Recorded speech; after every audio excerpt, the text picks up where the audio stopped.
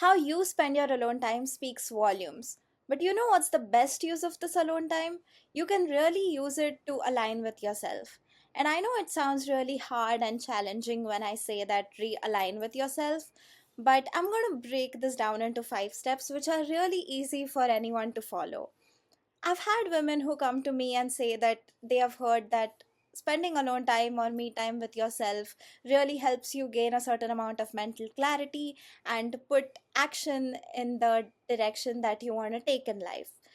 But they say that we end up having lots of me time or alone time at the end of the day, but it's not really helping us. It's not helping us feel energized or refreshed. Think about how you are actually spending your alone time or your me time at the end of the day. You are probably scrolling on your phones, watching reels, or binging Netflix while you snack on something. That's not really the best use of your alone time or me time. I'm going to share 5 steps or 5 things that you can do in your alone time to truly realign with yourself. So let's dive into this video. For those of you who don't know, I'm Pranoti. I'm a communication and wellness coach for women entrepreneurs and professionals. I help them build confidence, align with their inner self, and gain mental clarity. Uh, if you find this video helpful, do give it a thumbs up and subscribe so that you can stay tuned for the upcoming videos. Now, without further ado, let's just dive into this. The first thing that you can do for your alone time is be really intentional with it. Now, I'm not one of those coaches who's going to tell you to journal if you don't like journaling. It's of course helpful. I have personally found it really helpful to gain mental clarity, but let's face it, not everyone likes writing. But we all, as human beings, have the ability to think. And whether we like it or not, we end up thinking and we have to think about a lot of things. So, these are 3 questions that you can think about.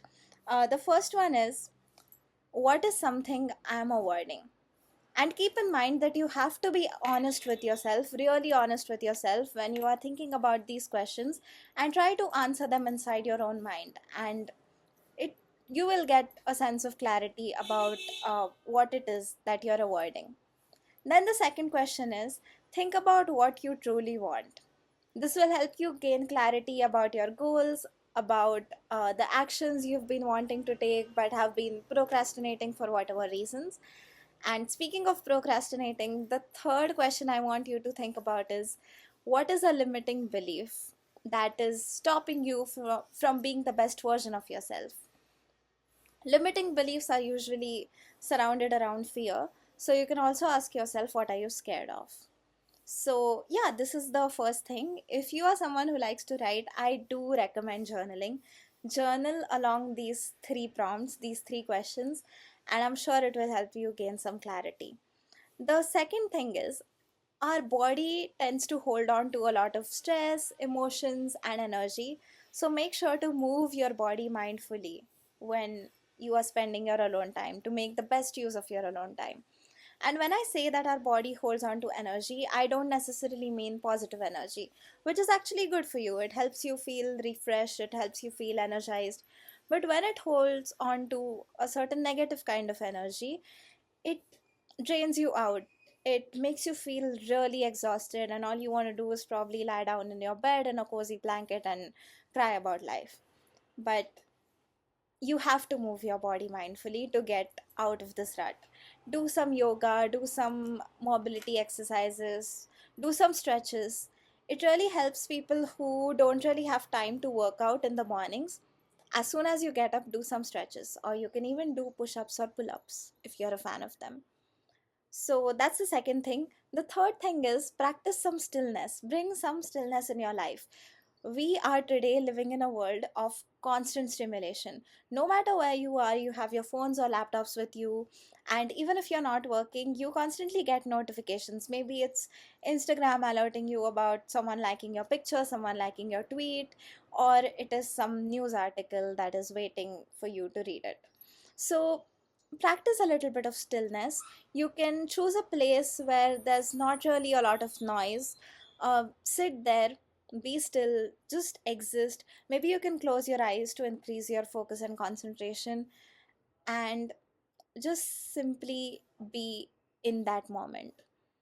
Let the thoughts flow, let go of any overthinking that you've been doing. If you're someone who practices meditation regularly, you will know how to do this really well.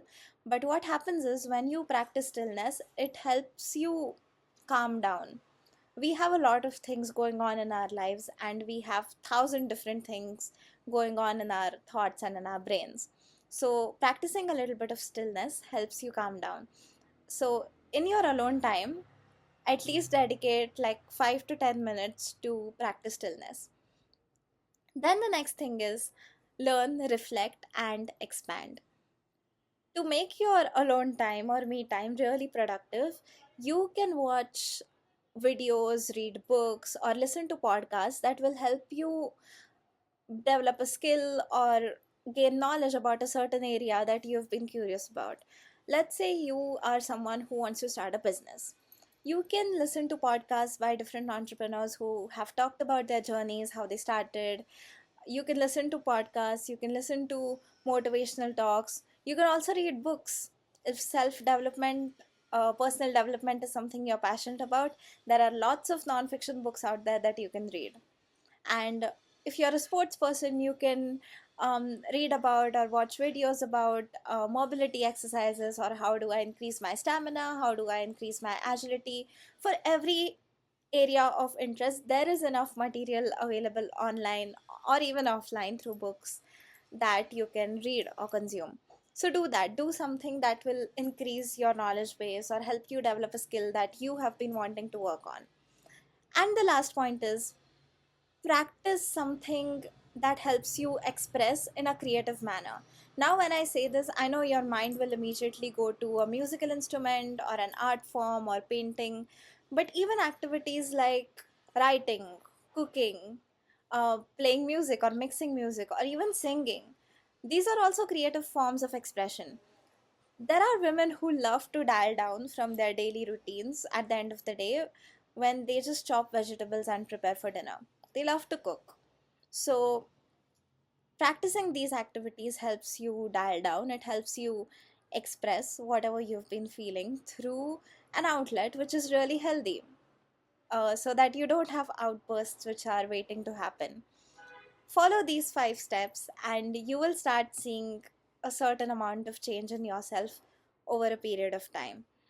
And you can just try to have the first thing that I was talking about, the intentional thinking during your alone time. That is something you can practice only once a week to begin with, which is enough to help you gain clarity and put action into the direction that you want to take. If you like this video, give it a thumbs up and click on that notification bell so that you can stay tuned for the next one. So, make the best use of your alone time and have a great week ahead.